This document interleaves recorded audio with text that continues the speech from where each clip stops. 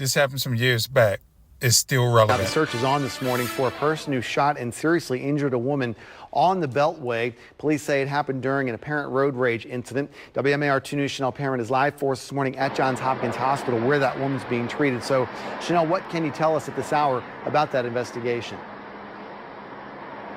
Christian, Baltimore County Police are still piecing together what happened, and they're looking for any witnesses to come forward and help them with the investigation. This all happened on the inner loop of the Beltway near Harford Road just after noon yesterday. Police say the road rage incident involved a white van and a black Nissan sedan. The 58-year-old woman was driving a Subaru, just trying to pass the incident when she was shot by one of the people involved in the argument. The woman is in serious condition this morning and is recovering here at Johns Hopkins Hospital. Police believe the shooter was inside the black Nissan sedan. Now, most of what police know so far is from the person who was sitting in the car next to the woman who was shot. So again, police are still looking for witnesses. So anyone with any information is asked to contact police immediately. Live at Johns Hopkins Hospital, Chanel Perrin at WMAR 2 News.